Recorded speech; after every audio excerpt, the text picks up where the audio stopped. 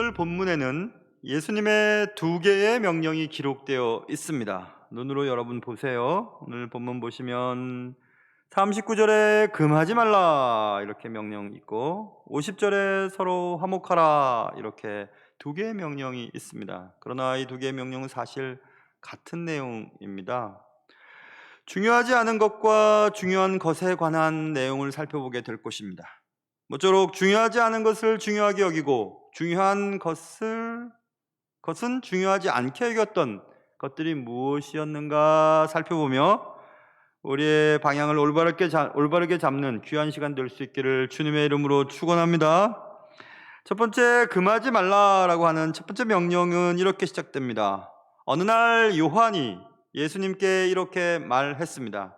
예수님, 우리를 따르지 않는 어떤 사람이 말입니다. 주의 이름으로 귀신을 내어 쫓는 것을 우리가 보았습니다. 그래서 우리가 말이에요, 그렇게 하지 말라고 얘기했습니다. 그리고 가로 안에 있는 생각은 잘했죠. 이것을 이제 기대하면서 예수님께 얘기했던 것입니다. 요한은 예수님께 이렇게 말하면서 은근히 기대하는 것이 있었죠. 칭찬받고 싶었습니다. 그런데 예수님의 대답은 예상 밖의 것이었습니다. 예수님은 이렇게 말씀하셨습니다. 금하지 말아라. 내 이름을 의탁하여 능한 일을 행하고 즉시로 나를 비방할 자가 없다라고 말씀하셨습니다. 그러니까 요한의 생각과는 전혀 다른 반응을 보여주셨습니다. 뜻밖의 말씀에 요한은 깜짝 놀랐습니다. 전혀 기대하지 않은 답을 들었습니다. 왜 그랬을까? 왜 요한은 어떤 자가 주의 이름으로 귀신을 내어 쫓는 것을 금했을까? 여러분, 새벽 기도 여러분 나오시는 분들 보시면 새벽 예배 시간에 이제 사람들이 다 가기 전에 막 찬양을 부르거나 또 기도를 막 옆에 사람 신경도 안 쓰고 막 크게 하거나 그런 경우들 여러분 있으시잖아요. 저도 좀 조용한 성격이라서 그런지 기도할 때 집중을 이렇게 하려면 좀 조용해야 되거든요. 그래서 왜 저렇게 아직도 사람들도 있는데 저렇게 찬양하고 저렇게 크게 기도하시나, 기도 내용이 다 들립니다. 그래서 저렇게 하시나 이런 생각이 들어서 기도가 집중이 안 돼서 그랬습니다. 그러다가 벌써 오래전인 일입니다. 오래전에 깨달음 하나 주셨어요. 그 깨달음은 가만히 한번 그분이 찬양하는 노랫소리를 들어봤는데 박자도 정확하고 음정도 정확하고 들을수록 은혜가 되는 거예요. 은혜가 됐습니다. 그리고 기도도 가만히 들어보니까 하나님 앞에 처절하게 드리는 기도 소리가 들리는 겁니다. 그러니까 하나님이 받으시는 찬양, 하나님이 기뻐하시는 기도, 하나님 기뻐하실 텐데 나도 좋아하면 안 될까 이런 생각이 들었습니다. 최소한 제가 기도하지 못하고 제가 기도에 집중하지 못한다 하더라도 그들이 밉게 느껴지거나 또 불편하게 느껴지지 않았습니다. 사실입니다. 그렇지만 또 이렇게 생각해 볼 수 있습니다. 새벽 기도 시간이나 대표 기도 시간에 갑자기 은혜 받았다고 방언으로 막 기도를 하거나 아니면 은혜를 받아서 막 흐느끼거나 통곡을 하면서 만약에 기도를 한다면 그것도 문제가 되죠. 그래서 이제 누군가가 그러면 안 됩니다. 새벽 예배 시간에 그렇게 크게 기도하거나 찬양을 그렇게 막 하면 다른 사람한테 방해되니까, 그리고 방언 기도하면 안 되죠라고 말하면 방언 기도를 하고 있는 분은 아유, 니네들이 뭘 알아? 하나님이 은혜 주시는데 어떻게 이것을 막을 수가 있어? 하면서 절제하지 못하는 것도 문제입니다. 둘 다 문제예요. 어찌됐든지 요한은 왜 금했을까? 그리고 예수님은 왜 금하지 말라고 말씀하셨을까? 오늘 본문에서 두 가지 궁금한 것이 생겼습니다. 저는 첫째 궁금했던 것은 왜 요한이 먼저 대답했을까? 항상 이런 일이 생기면 베드로가 먼저 대답하거든요. 베드로가 먼저 물어봅니다. 베드로가 하면서 먼저 물어봅니다. 막 얘기합니다. 왜 베드로가 말했어야 했는데 왜 요한이 말했을까? 그것은 문맥상으로 우리가 이해할 수 있어요. 지난주 우리 살펴본 윗절 쭉 내용을 보면 주님께서는 누구든지 첫째가 되고자 하는 자는 뭇사람의 끝이 되어야 하고 뭇사람을 섬기는 자가 되어야 하리라 하신 주님의 말씀이 있었고, 그 말씀을 들은 베드로는 지금 그것을 한번 시험해 보는 겁니다.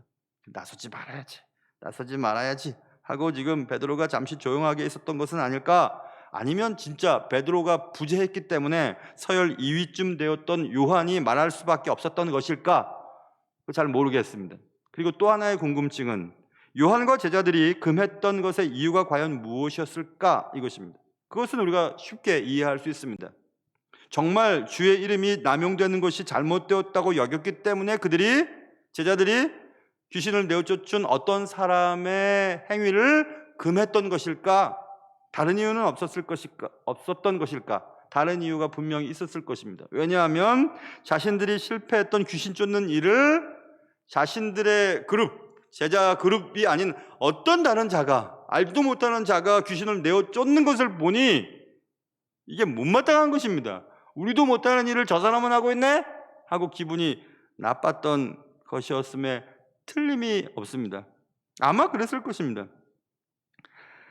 여러분, 제가 어릴 때만 해도 저 때나 저 윗분들, 또 제 또래 혹은 제 바로 밑에 분들은 어릴 때 장로교회를 다니시는 분들은 방언 못하게 했습니다. 방언하면 혼났습니다. 목사님들이 못하게 했습니다. 방언하는 거 이단적이라고 못하게 했습니다. 그런데 지금 방언 다 하지 않습니까? 저도 고1 때 수련회 가서 방언 은사를 받고 방언기도 합니다.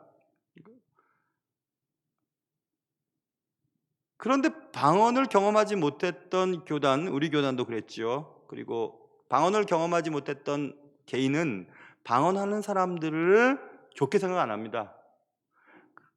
또 그렇게 될 수밖에 없었던 것은 당대에 방언을 중시하던 교단은 방언을 하지 못하면 직분을 주지 않는 일들이 있었습니다.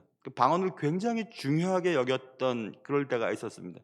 그러니 방언을 너무 중요하게 여겨서 그것 아니면 안 된다고 하는 것 때문에 문제도 생겼고, 또 한쪽 편은 자신들은 방언을 경험하지 못했으니까 방언하는 사람들을 하나님이 주시는 능력에서 도외시하는 그런 경우들도 있었습니다.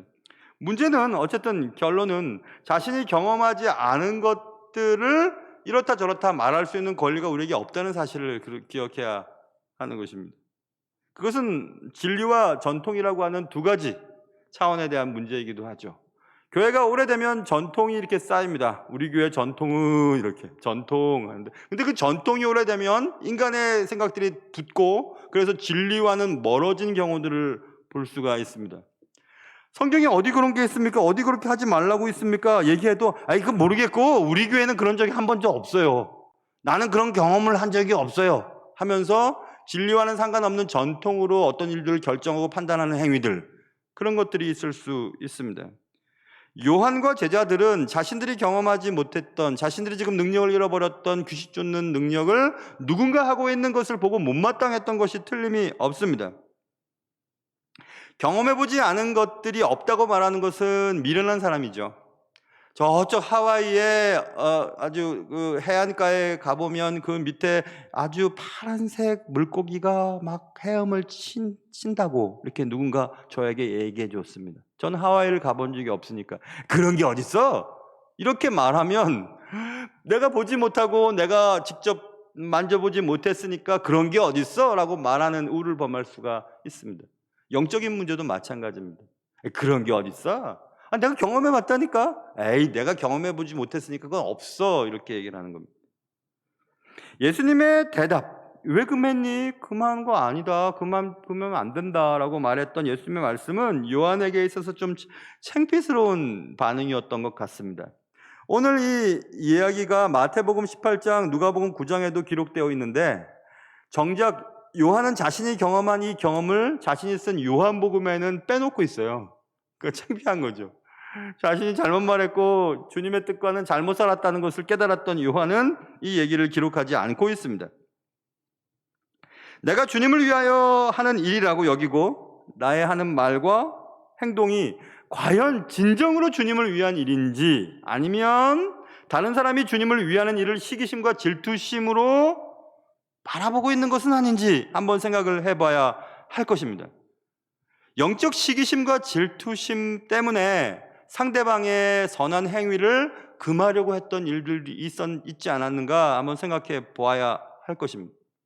여러분, 목표라고 하는 골이 있잖아요. 골이 있습니다. 그 골을 달성하는 방식들은 여러 가지 방식이 있습니다. 쉽게 생각해서 등산의 최고 정상을 올라가는 길들은 여러 길이 있죠. 그런데 길이라고 하는 것과 방법이라고 하는 걸 두 개로 나누어서 제가 얘기를 지금 했습니다. 자, 정상을 올라가는 방법들. 그것은 기어서 올라가거나 뛰어서 올라가거나 낙타를 타고 올라가거나 오토바이를 타고 올라가거나 올라가는 방법들은 다양하죠. 영어에서 way라고 하는 것은 방법으로 번역도 되고 길도 번역이 되거든요. 그 방법으로 따진다면은 골에 도달하는 방법들은 다양합니다. 그건 인정해야 되죠.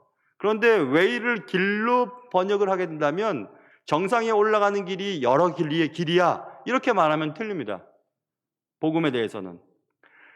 제가 군대 생활을 할 때 제가 그래도 그 OCU라고 해서 오피셜 크리스천 유니언 기독 장교 회원이었거든요. 그러니까 제가 같이 있는 병사들에게 복음을 전하려고 사적으로 많이 애를 썼었던 적이 있었습니다. 밤에도 또 제가 근무 쓸 때 따로 이게 성경 공부도 하고 그랬던 적이 있었습니다. 아이들이 무교도 있고 불교도 있고 미신을 믿는 자들도 있고 있었기 때문에 그들에게 복음을 전하고 예수님에 대해서 증거하기 위해서 많이 애를 써보았습니다. 그러다가 한 가지 실수한 적이 제가 있었습니다. 그것은 얘들아 봐봐, 이 고지에 올라오기 위해서 여러 가지 길들이 있지 않냐? 그런데 우리는 이 길로 왔잖아. 그리고 올라와 봤잖아. 그러니까 이 길이 좋다고 생각하고 강조하는 거고 다른 길도 물론 있겠지라고 얘기했습니다. 그건 잘못한 거죠, 여러분. 성경의 요한복음에 보면 내가 곧 길이요 진리요, 주님 말씀하시는 겁니다. 내가 곧 길이요 진리요 생명이니 나로 말미암지 않고는 아버지께로 올 자가 없느니라 라고 분명히 말씀하셨습니다. 주님 아니면 올라갈 길이 없어요. 길은 없어요. 그러나 방법으로 이해한다면 다양한 방식으로 올라갈 수 있습니다. 오직 유일한 길을 가지만 그 길을 굴러갈 수도 있고 걸어갈 수도 있고 뛰어갈 수도 있고 뭘 타고 갈 수도 있다는 얘기입니다. 그러니까 주의 이름으로, 주의 능력으로, 주에 대한 믿음을 가지고 주의 힘을 의지해서 어떤 일을 한 것에 대해서 하지 말라고 한 것은 잘못했다는 얘기입니다. 방식에 대한 문제를 왈가왈부할 수 없다는 것을 지금 주님이 말씀하고 있습니다. 그러니까 우리가 경험하지 않은 다른 방식으로 주님을 섬기는 것에 대해서 잘못했다, 틀렸다 이렇게 말할 수 없다는 것입니다. 저는 우리 교회가 대한예수교 장로회 합동 측 교단에 속해 있어요. 합동은 말씀 중심의 교단이고 한국에서 제일 큰 교단 가운데 하나죠. 우리 교단의 특징은 말씀이 중심이에요. 체험이나 감정보다 말씀, 진리가 감정이나 논리를 이끌어가는 그런 말씀 중심의 교단이죠. 그래서 신학교에서 배울 때 이런 책들을 읽지 말라고 하는 책들이 정해져 있었습니다. 소위 이제 자유주의 신학자들의 책들은 못 읽게 했습니다. 그리고 읽을까 말까 하는 책들이 있었어요. 이것은 신정통주의의 책들은 읽어도 안 되고 안 읽으면 좀 신학적인 것이 떨어지는 것 같고 하는 신정통주의자들의 책들도 있었습니다. 물론 유학 가서는 다 읽어봤죠. 다 읽어봤습니다. 신정통주의자라고 하는 신학도 맨 처음 자유주의를 반대해서 신학자들이 반기를 들어서 신학을 세웠을 때 신정통주의에 대해서 신학계에서는 자유신학 진지 위에 떨어진 폭탄과 같다 하면서 자유주의 진영을 파괴시키는 그런 놀라운 신학적인 베이스를 가지고 있다고 여겼던 때가 있었거든요. 그런데 얼마 전에 제가 오늘 새벽에도 글을 읽었는데 장로교 신학교 총장님이 했던 그 글을 읽어보니까 신정통주의는 자유주의 신학 진지에 폭탄을 떨어뜨린 것이 아니라 자유주의 신학 진지에 폭죽을 떨어뜨린 경우가 됐다 하면서 신정통주의의 신학이 아주 보수적이고 좋은 것은 아니다라는 쪽으로 얘기를 하는 글을 읽었습니다. 이런 것은 무엇을 말하는가? 신학과 환경과 또 여러 가지 입장에 따라서 이럴 수도 있고 저럴 수도 있다는 것입니다. 단지 신학이 보수적이든지 진보든지 신정통이든지 상관없이 주 예수를 구주로 영접하는 자에게 구원이 있다는 그것은 변함이 없지 않습니까? 교단이 다르거나 신학적인 색깔이 이쪽이든지 저쪽이든지 상관없이 주 예수를 믿는 자라면 다 우리 형제 아닌가요? 근데 우리가 그런 생각을 하지를 못해요. 신학이 다르고 교단이 다르고 뭐가 다르다고 하면서 배척을 하는 경우들도 있습니다. 우리 그룹이 아니라는 겁니다. 우리가 아닌 어떤 자들이 주의 이름을 힘입어 그런 능력을 행하는 꼴을 못 봅니다. 이렇게 제자들이 얘기했을 때 그러면 안 된다고 주님 말씀하셨거든요. 그러니까 여러분, 교회를 사랑하는 것도 좋지만 여러분이 섬기시는 교회만이 다 좋은 교회는 아닙니다. 교회, 예수 안에 있는 교회는 다 우리 형제의 교회고 다 좋아할 교회고 그 교회들 위해서 기도해야 될 이유가 있는 겁니다. 혹시 시기심과 질투심 때문에 하나님의 일을 하는 자들을 끌어내리려고 했던 적은 없었는가? 그것을 한번 생각해 보아야 합니다. 그래서 주님이 금지하지 말아라 이렇게 첫 번째 명령을 하시고, 두 번째는 서로 화목하라라고 하는 내용입니다. 예수님은 제자들이 자신을 위한다고 했던 행동들이 실제로는 자신을 위한 것이 아니라고 하는 사실을 알고 제자들에게 그것을 알려주기를 원하셨습니다. 그리고 그러한 행동들, 주님의 일을 하는 자들, 그러나 우리 그룹이 아니기 때문에 그 많은 일들 때문에 그들이 실족할 수 있다는 사실을 주지시키셨습니다. 오늘 본문이 그런 내용입니다. 그 다음 본문이 그런 내용입니다. 42절을 보시면 누구든지 나를 믿는 이 작은 자들 중 하나라도 실족하게 하면 차라리 연자맷돌이 그 목에 매어 바다에 던져지는 것이 나으니라 이렇게 말씀했습니다. 예수님은 우리의 행동 때문에 다른 어떤 사람들이 실족하는 것, 엎어지는 것, 믿음 생활하지 않는 것, 교회를 떠나는 것, 이런 일들에 관하여 구체적으로 지금 말씀하고 싶어 하십니다. 그 다른 사람은 어떤 사람이냐면 나를 믿는 작은 자들 중에 하나입니다. 나를 믿지 않는 자가 아니라 나를 믿는, 지금 주의 이름으로 귀신을 내어쫓는 그들도 포함하는 거죠. 나를 믿는 작은 자들. 작은 자들은 키가 작거나 몸무게가 적다는 뜻이 아니죠. 작은 자들은 unimportant라는 뜻이, 중요하지 않은 자들을 말해요. 우리가 생각할 때 별로 그렇게 중요하게 여겨지지 않는 자들, 있거나 없거나 신경이 쓰지 않는 자들, 그런 자들 중 하나만이라도 실족하게 하면 안 된다 이겁니다. 그런 자들 중 하나가 왜 중요한데요? 하나는 주님께서 말씀하시기를 한 영혼은 천하보다도 귀하답니다. 그 한 영혼을 잃어버리는 것은 천하를 잃어버리는 것과 같습니다. 그렇기 때문에 주님은 나를 믿는 자 중 그렇게 중요해 보이지 않은 자 중 한 명이라도 실족하게 하면 안 된다. 지금 주님이 그렇게 말씀하고 계시는 것입니다. 그래서 그것을 강조하고 머릿속에 잘 이해하게 하기 위해서 주님은 손, 발, 눈을 사용해서 지금 말씀하십니다. 자, 보세요. 만일 내 손이 43절 너를 범죄하게 하거든, 범죄하게 한다는 것은 나를 믿는다 중 작은 자 중에 어떤 하나가 실족하게 되는 범죄를 저지르는 걸 말합니다. 그를 넘어뜨리는 행위. 범죄하게 하거든 찍어버려라. 장애인으로 영생에 들어가는 것이 두 손을 가지고 지옥 곧 꺼지지 않는 불에 들어가는 것보다 나으니라. 이 말씀은 너무 대단한 말씀입니다. 여러분, 손이 얼마나 중요한데요. 근데 손을 찍어버리랍니다. 찍어버리래요. 두 손 가지고 지옥불에 던져지는 것보다는 한 손 가지고, 장애를 가지고 지옥불에 던져지지 않는 것이 낫다 이렇게 얘기합니다. 나으니라라고 하는 말이 43절에도 써있고 45절에도 뒷부분에 나으니라 이런 말이 써있고 47절에도 나으니라 있죠. 그래서 그 앞에 차라리, 영어 성경 잘 써있으면 better for you, 너에게 차라리 이게 더 낫다 이겁니다. 그렇게 차라리라는 말을 넣어서 읽으면 더 잘 이해가 됩니다. 야, 두 손 가지고 지옥불에 던져지더니 차라리 손 하나 없이도 지옥불에 던져지지 않는 게 나아. 이것을 3번 강조하는 거거든요.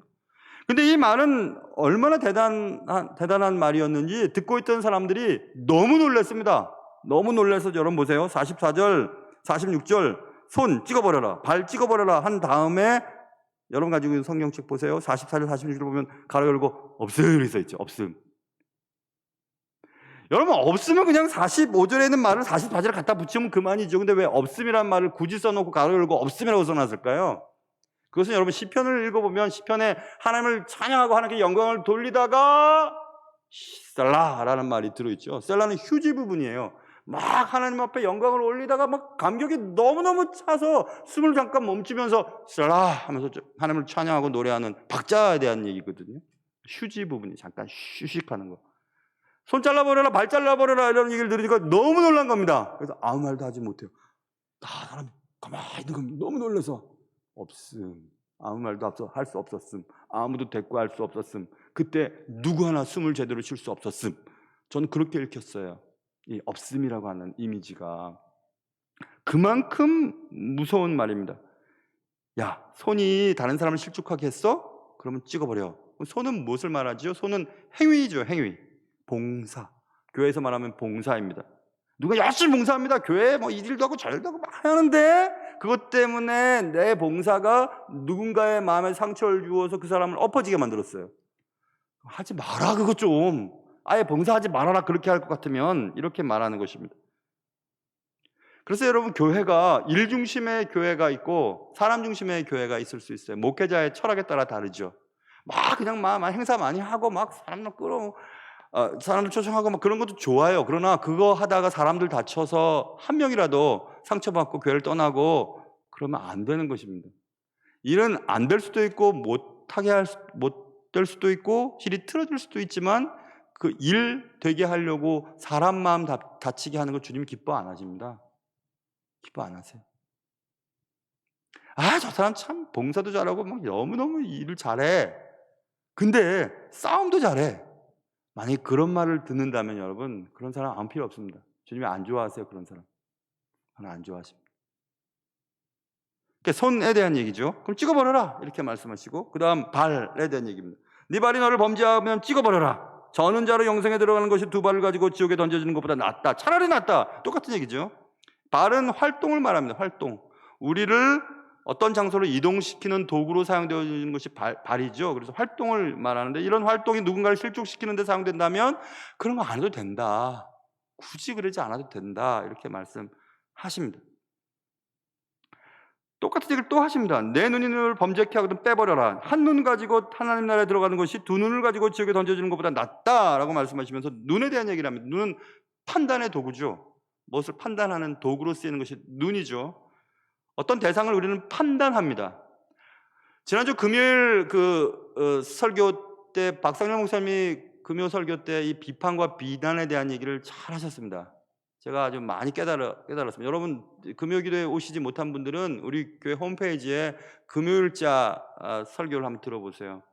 비판과 비난에 대해서 정확하게 잘 알 수 있습니다. 비판과 비방이죠. 그런데 여러분, 판단을 할 때 우리가 판단하는 목적이 무엇입니까? 도대체 뭐 때문에 판단합니까? 두 가지 이유죠. 판단을 한 후 판단의 대상자를 교정하기 위해, 그를 돕기 위해 판단을 합니다. 옳다 그르다. 그리고 또 다른 경우는 판단을 한 후 판단받는 대상을 공격하기 위해 판단하는 경우들도 있습니다. 잘못을 지적하고 싶어서 판단하는 경우들도 있습니다. 그런데 그 판단이 어찌됐든지 상관없이 판단받는 대상이 판단당하는 것 때문에 엎어진다면, 실족하게 된다면, 마음을 다치게 된다면, 믿음을 떠나게 된다면, 교회를 떠나게 된다면 하지 말라는 겁니다. 하지 말라는 겁니다. 그 사람을 위해서 있던 일이었다 할지라도 하지 말라는 것입니다. 저도 이제 기성 목사가 됐고 이제 내년에 이제 안식년 갔다 오고 이제 몇 년 더 사역하면 저도 이제 은퇴해야 되죠. 그래서 이제 후배 목사님, 저와 같이 사역하는 부목사님들의 이제 시대가 오고 있잖아요. 그래서 저는 같이 사역하고 있는 부목사님이 잘 되길 바라거든요. 그래서 제가 할 수 있는 일이 무엇일까 하고 있다가 가끔씩 코칭을 해줍니다. 코칭을 해주어요. 말씀 이렇게 전하면 더 좋을 것 같은데, 그리고 이렇게 설교할 때 이런 습관을 좀 하지 않으면 더 좀 멋있어 보이지 않을까? 좀 잘 전달될 수 있지 않을까? 듣고 싶어서 앉아있는 분들한테 잘 전달하지 못하는 것처럼 죄가 어디 있겠나, 이런 생각 때문에 그렇거든요. 들으려고 오지 않았어요. 시간을 내고 앉아있고. 근데 들으려고 하는 분들에게 들리지 않는 설교라면 무슨 소용이 있을까? 그것 때문에 코칭을 좀 하는 편입니다. 그런데 만약 저의 판단과 코칭이 후배 목사님들에게 해가 되거나 상처가 된다면 안 하겠죠. 그렇게까지 할 필요가 뭐가 있습니까? 그런데 이제 관계가, 나의 코칭이 본인에게, 또 우리 목사님이 날 정말 사랑하고 아끼니까 그렇게 한다는 것을 알기 때문에 기꺼이 그렇게 해요. 그리고 또 어떤 목사님들은 설교만 끝나면 설교 원고와 또 성경책 가지고 제 방에 들어와서 오늘 또 혹시 저한테 말씀하실 게 뭔지 얘기 좀 해주세요, 이런 분도 있습니다. 그렇지 않다면 판단을 하고 아무리 선한 의도를 가지고 평가를 내리는 것이 상대방을 판단받는 대상을 힘들게 하는 경우라면 하지 말라는 겁니다. 할 필요가 없다는 것입니다.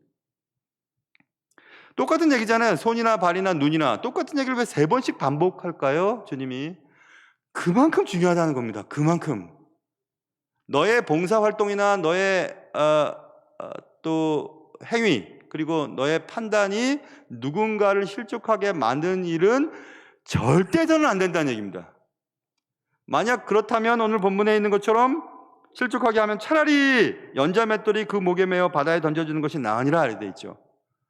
여러분 이스라엘의 연자맷돌은요 우리가 이렇게 하는 이런 거 아니라 속아 끄는 맷돌이에요. 그래서 제가 그때 가서 올라가 봤어요. 연자맷돌, 옛날 연자맷돌 엎어진 거에 올라가면 8명 정도 올라갈 수 있을 정도로 큽니다. 그걸 목에다 달고 바다에 던져주는 것이 차라리 낫답니다. 그거 목에 매달고 바다에 던져주면 어떻게 할까요? 못 찾아요. 못 찾습니다. 그 말은 무슨 말이냐면 그러니 심판대 앞에서 다시 불려올려지지 않도록 하라는 겁니다. 아예 사라져버려라. 차라리 그게 낫다. 왜냐하면 심판의 치명적인 위험과 무서운 것들을 강조하는 의미예요. 차라리 연자맷돌 목에 걸고 깊은 바다에 던져버려서 너의 시신이나 네가 다시 불려올려지지 않는 게 차라리 낫다. 소멸되어 버리는 게 차라리 낫다. 이렇게 말할 정도로 주님은 한 사람을 실족시키는 일을 그렇게 강조하고 그렇게 하지 말라고 지금 말씀하시는 것입니다. 손과 발과 눈은 이 땅에 사는 동안 꼭 필요한 것입니다. 없으면 불편합니다. 그러나 누군가를 실족해 하는 범죄에 사용된다면 차라리 그것 없이 불편하게 사는 것이 낫다 이것입니다. 지옥의 형벌은 그것들의 상실로 인한 불편보다 훨씬 더 큰 고통이 될 것이기 때문이다. 그러므로 상대방을 실족하게 하는 일에 대해서 철저한 주의가 필요하다. 이 얘기를 지금 거듭 얘기하시는 것입니다. 똑같은 얘기를 똑같이 반복하시면서 봉사는 안 해도 되고 활동은 못 해도 되고 판단 능력은 가지지 못해도 됩니다. 남을 실족해 하지 않을 수만 있다면 그래도 됩니다. 남을 넘어지게 하는 것, 남을 넘어지게 하는 범죄의 심각성을 우리가 생각하지 않는다면 큰일이 납니다. 큰일이 납니다. 그래서 주님께서는 그러니까 서로 화목해라. 화목하게 지낼 수만 있다면 어떤 희생을 치르더라도 그렇게 해라. 그것은 손해보는 것이 아니다. 이렇게 말씀하십니다. 왜 이 말씀하실까요? 틈만 나면 싸웠거든요. 누가 큰지. 지난주에도 우리 살펴봤지만 제자들은 그게 중요했습니다. 그러지 말라는 겁니다. 그렇게 할 필요가 없다는 것입니다. 화목하게 지내라. 사랑을 위해서라면 그 어떤 것도 희생해도 괜찮다. 이렇게 말씀하고 있습니다. 얼마나 이 말씀이 강력하고 구체적인지 모릅니다. 야, 손이 너를 다른 사람을 실족했어? 찍어버려. 발이 너를 범죄했어? 다른 사람을 실족하게 했어? 찍어버려. Cut it off 이렇게 하는 거 쓰였거든요. Cut it off. 영어에서 cut it off면 팍 찍어갖고 그냥 던져버리는 겁니다. 그냥 완전히 찍어버리는 거예요. 도끼질을 해 던져버리는 거예요. 아니 손 안 쓰게 막 붙잡아 두거나 뭐 안 쓰면 되지 묶어두면 되지 뭐 그렇게 강하게 얘기하지. 그만큼 중요하다는 겁니다. 그만큼. 여기 눈은 빼어버리라 이렇게 돼 있잖아. pluck it out 이러다는 거 쓰였어요. pluck it out은 뽑아내거나 도려내다는 뜻이거든요. 도려내다는 뜻이에요. 멀쩡한 눈을 도려내버리라는 겁니다. 눈이 자꾸 범죄케 하면 뽑아버리라는 도려내버려. 이렇게 강력한 단어를 쓰셨어요. 왜 그렇게 강력한 단어를 썼을까? 그만큼 중요하기 때문에 주님은 또 강조하고 심지어는요, 여러분 얼마나 이게 무서운 얘기인지 모릅니다. 이 무서운 얘기는 심지어는 주께서 지옥에 던져지는 것보다 낫다. 지옥에 가서는 절대 안 된다 라고 말씀하시면서 주님의 입을 통해서 지옥에 대한 얘기를 하십니다. 그게 48절입니다. 거기에서는 구더기도 죽지 않고 불도 꺼지지 아니하느니라 이렇게 써 있습니다. 갑자기 왜 구더기 얘기와 불 얘기를 할까? 그것은 당대 유대인들의 사고 방식으로 돌아가면 돼요. 당대의 유대인의 생각 속에는 세상에 제일 고통스러운 게 뭐냐면, 내부적으로 고통스러운 것은 벌레가 파먹는 거예요. 그게 내면적으로 제일 고통스러운 것을 생각하고 고통스러워 생각할 때 제일 아픈 것이 벌레들이 조금씩 살을 파먹는 것입니다. 그런 생각을 가졌던 이유는, 사람이 죽으면 사체라고 하죠. 사람을 묻거나 또 횡사를 하면 길에 버려집니다. 물론 큰 것들은 동물들이 와서 뜯어먹지만, 나머지 것들은 막 벌레들 다 붙어가지고 구더기에 붙어가 다 뜯어먹습니다. 만약에 그런 고통을 자기는 어떻게 할 수도 없고 구더기가 다 살을 막 일일이 쪼아 먹는다면 그 얼마나 고통스럽겠어요, 죽을 때까지. 그래서 내면적인 고통의 최고봉, 그것은 구더기에게 잡혀먹는 것입니다. 구더기에 먹히는 거예요. 벌레에게 먹히는 것입니다.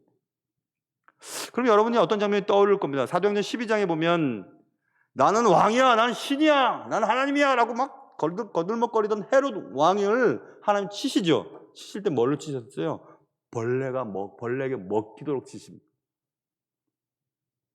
그 벌레에게 먹히다는 것은 정말 벌레가 막 내장에서 뚫고 나왔다고 기록으로 남은 것도 있지만, 유대인들의 생각에는 벌레에 먹혀 죽었어. 야, 얼마나 대단한 고통으로 죽었을까? 얼마나 처참하게 죽었을까? 라는 것을 금방 깨달을 수 있을 만큼 그런 놀라운 사건이 있거든요. 벌레에게 먹혀 죽었대. 아, 이거 해충내가 안 먹었나 보지? 그 정도가 아니라, 헤롯은 하나님의 영광을 빼앗자 가장 아프고 가장 고통스럽고 가장 비참하게 인생을 마쳤다 정도로 이해하면 되는 거거든요. 자, 그러면 그런 벌레. 그래서 사도행전에는 벌레에게 먹혀 죽으니라 써있죠. 오늘 본문에는 구더기도 죽지 않고라고 써있죠. 그게 다 스콜락스라고 하는 똑같은 단어예요. 스콜렉스. 똑같은 충입니다. 충. 벌레에게 먹혀 죽는 거. 그런데 그 벌레가 죽지 않고 있습니다. 그리고 지옥은 그렇대. 불도 꺼지지 않는데, 그런 불은요, 불에 의해서 몸이 타들어가는 것, 그것이 외부적인 고통의 최고봉으로 생각했어요, 유대인들에게. 문헌에 나와 있습니다. 내면의 최고봉은 벌레에게 먹히는 것, 외부적인 최고의 아픔은 불에 타 죽는 것. 그것처럼 고통스러운 게 없다고 느꼈던 때에, 그렇게 고통을 주는 구더기가 살아있습니다. 그리고 그렇게 고통을 주는 불이 꺼지지 않는 그곳에서 영원히 벌을 받는 곳이 지옥이거든요. 근데 그런 지옥에 떨어지면 안 되지. 그러니까 sol 하나 없고 발 하나 없고 눈이 도려 나가는 한이 있더라도 다른 사람을 넘어뜨려서는 안 돼. 이렇게 대단한 말씀을 주셨는데, 우리는 이런 말씀을 마음속에 담고 있나요? 담고 있다면 여러분, 교회 성도들끼리 싸우거나 소리 지르거나 그렇게 안 합니다. 왜냐하면 그러면 누군가가 실족하게 되기 때문에. 성경에도 써 있거든. 너희들 화내지 마라, 싸우지 말아라. 그것을 누군가 들으면 실족한다. 약한 자들이 실족한다. 나를 믿는 약한 자들, 작은 자들 중 하나가 실족한다. 근데 그 실족하게 하면 지옥불에 떨어진다. 지옥은 고통의 연속이다. 사람이 견딜 수 없는 최악의 고통 속에서 영원히 고통받는 곳이다. 그러니까 가면 안 되지. 이렇게 말씀하는 것이거든요. 여러분과 제가 나는 싸우거나 교회 잘 나눌 텐데, 그게 중요한 게 아니라 우리의 행위와 말 때문에 누군가 약한 자들 중에 하나가 실족하게 되는 것 때문에 그래서는 안 된다는 얘기입니다. 중요하게 여겨지지 않는 혼자서만 나오던 어떤 어린아이가 어른들 싸우는 거 보고 교회 안 나오게 됐어요. 이제 막 예수 믿는 어떤 자들이 교회는 너무 좋다고 하고 교회에 왔는데, 교회 직분자로 하는 사람들은 소리나 지르고 막 싸우는 걸 보고, 이딴데 내가 뭐하러 다니겠나 하고 안 다녔어요. 그런 책임을 누가 물을 거냐? 누구에게 책임을 물을 것이냐? 주님, 그래서는 안 된다는 겁니다. 그러면 안 된다는 겁니다. 너를 범죄케 했던 손이나 눈이나 귀가 그렇게 중요하도록 잘라버리고 찍어버리고 도려내버려라. 그리고 지옥 가면 안 된다. 이렇게 주님이 말씀하시는 것이거든요. 그럼 어떻게 해야 되지? 그 다음 소금 얘기가 나오는 거예요. 소금을 대고 언약을 맺어라. 소금이 맛을 잃으면 어떻게 하겠냐. 그래서 소금을 언약적인 관점으로 해석할 수도 있고요. 소금의 특성, 성질을 통해서 적용할 수도 있습니다.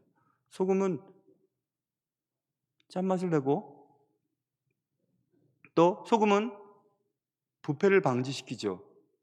그러려면 소금이 녹아져야 돼요. 소금 쪽에서 보면 소금이 없어져야 됩니다. 죽어야 돼요. 너희는 세상의 소금이라 빛이라 말씀하신 그 의미들을 생각해 보세요, 여러분.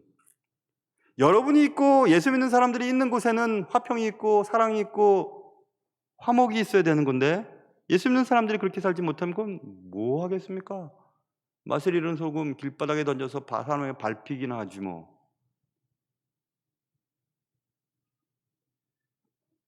이렇게 강조하셨던 말씀이 있었을까, 예수님이? 한 가지 주제를 가지고 이렇게 다양한 방식으로 예를 들어 설명했던 적이 있었을까? 세 번씩 똑같은 얘기를 또 들면서 또 지옥이라고 하는 현장감 있는 얘기를 또 왜 하셨을까? 그리고 구체적인 방법, 소금을 두고 언약을 맺어라, 화목해라, 할 수만 있으면 그렇게 해라, 이렇게 말씀을 여러 번 하셨던 이유는 정말 너무 중요하다는 겁니다. 다른 사람을 실족하게 만드는 것이 얼마나 나쁘다는 것을 기억하라는 것입니다. 누군가 여러분의 길을 막고 계세요? 분내지 마세요. 함께 갈 수 있는 방법을 찾아보십시오. 혹시 내가 다른 사람의 앞길을 막고 있지는 않습니까? 다른 사람의 순례의 길에 방해를 주었던 내 손과 발과 눈을 조심하셔야 됩니다. 죄를 철저히 다루기 위해 값비싼 대가를 치르는 것을 아까워해서는 안 됩니다. 수금과 같이 자신이 녹아지고 흔적도 없이 사라지더라도 화목하게 지낼 수만 있다면 그럴 수 있어야 합니다. 왜냐하면 차라리 그런 게 나으니까. 예수 잘 믿는 어떤 한 분 때문에 그 가문과 가정과 교회가 전적으로 다 화평해질 수 있거든요. 그렇게 하면 되는 것입니다. 사랑하는 자는 자신이 사랑하는 대상 앞에서 언제나 약합니다. 그래서 상처 입는 쪽은 언제나 더 사랑하는 쪽입니다. 부부도 마찬가지고 부모 자식도 마찬가지입니다. 목회자와 성도들도 마찬가지입니다. 더 사랑하는 쪽이 더 아픕니다.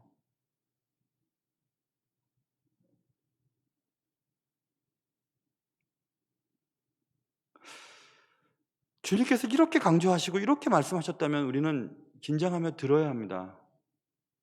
나 혼자 천국 가는 게 문제가 아니에요. 나 때문에 누군가 실족하게 만들었다면 천국 못 갑니다. 엄청난 무게의 말씀입니다.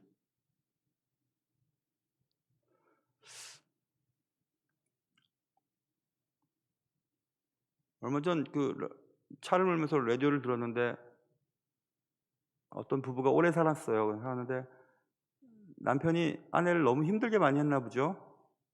그 이제 질문을 던지더라고요. 다시 태어나면 어떤 관계가 되고 싶냐고. 보통 그러면 입장이 바꿔지거나 아니면 뭐 당신의 뭘로 태어나고 싶다 이렇게 얘기할 것 같잖아요. 근데 그분은 그러시더라고요. 다시 태어나면 어떤 관계가 되고 싶어요? 이렇게 질문을 드렸더니 저는요 다시 태어날 수만 있다면 저 사람과 아무런 관계가 없이 태어나고 싶습니다. 이렇게 얘기를 하더라고요. 그렇게 힘들었나 봐요. 사랑하는 성도 여러분, 목적지까지 우리는 가야 합니다. 어쨌든지 순례의 길을 통해서 천국 들어가야 하죠. 그리고 누군가 잘 모시고 가야 합니다. 그들을 엎어뜨리게 만들거나 그 사람 때문에 내가 못 들어가는 일이 생겨서도 안 되는 것입니다. 모쪼록 목적지까지 잘 모시고 갈 수 있는 여러분과 저의 순례길이 될 수 있기를 주님의 이름으로 축원합니다. 기도하겠습니다. 사랑하는 주님, 목적지까지 잘 도착해야 될 텐데 누구 앞길을 막아서기도 하고 누구를 엎어뜨리기도 하면서 혹시 우리가 잘못된 길을 걸어가고 있지는 않은지 돌아보게 하시고 바른 길, 목적지까지 잘 도착할 수 있도록 주님이 원하시는 길을 잘 걸어갈 수 있도록 우리에게 큰 사랑 주시고 또 다른 사람을 힘들게 하는 일을 하지 않도록 도와주시고 어쨌거나 서로 화목하게 하기 위해 내 자신이 없어지고 녹아지고 사라지는 그런 일들을 할 수 있도록 도와주시옵소서. 예수님의 이름으로 기도합니다. 아멘.